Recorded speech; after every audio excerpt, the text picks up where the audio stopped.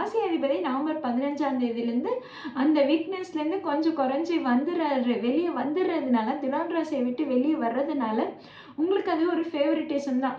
நீங்கள் வந்து கொஞ்சம் தைரிய வீரியத்தோடு நீங்கள் வந்து உங்களோட முயற்சிகளை நீங்கள் எடுப்பீங்க. உங்களுடைய பிளான்ஸை எப்படி பண்ணிக்கலான்றது ஃபேமிலிலையும் ஒரு நல்ல கைட்லைன்ஸ், ஒரு நல்ல சப்போர்ட் கிடைக்கும். அதனால சிம்ம ராசினர் கடந்த 2 மாதங்களை கம்பேர் பண்ணும்போது ஓரளவுக்கு நல்ல பலன்கள் தான் கிடைக்கும். அதே மாதிரி பார்த்தீங்கன்னா, ஸ்டூடெண்ட்ஸுக்கு இந்த காலகட்டத்தில் எப்படி இருக்க போகுதுன்னா, ஸ்டூடெண்ட்ஸுக்கு வந்து முயற்சிகள் அதிகமாக எடுக்கிற மாதிரி தான் இருக்கும். ஏன்னா 4ஆம் இடத்துல புதன் இருக்கிறாரு.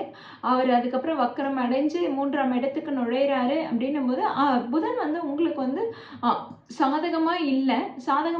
சாதகமா இல்லாத கிரகம் வந்து இங்கேயும் அங்கேயும் போக்குறாருன்னும் போது பார்த்தீங்கன்னா, நீங்கள் எடுக்க வேண்டிய முயற்சிகளை இன்னும் அதிகம் போட வேண்டியது இருக்கும். ஏன்னா சனி உங்களுக்கு வந்து வக்ர நிவர்த்தி அடைஞ்சு அவரோட இதுவும் இருக்குன்னும் போது உங்களுக்கு படிப்பில் அதிக கவனம் செலுத்த வேண்டியது வரும். மந்த நிலை ஏற்படாமல் பார்த்துக்கோங்க. ஸோ ஒரு கொஷினை நீங்கள் ரிப்பீட்டடாக படிக்கிறதே பெட்ரு.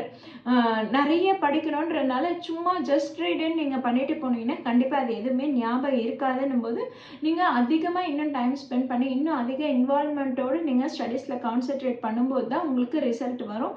ஸோ ஸ்டூடெண்ட்ஸு உங்களுடைய எஜுகேஷனில் கொஞ்சம் கவனமாக இருந்துக்கோங்க. அதே மாதிரி பார்த்திங்கன்னா ஃபேமிலி வைஸும் சரி, ரிலேஷன்ஷிப்பும் சரி, அதாவது மேரேஜ் ஆனவங்களும் சரி, இல்லை ரிலேஷன்ஷிப்பில் இருக்கவங்களுக்கும் சரி, உங்களுக்கு சரியான சப்போர்ட் கிடைச்சிடும், சரியான கைட்லைன்ஸ் கிடைச்சிடும்.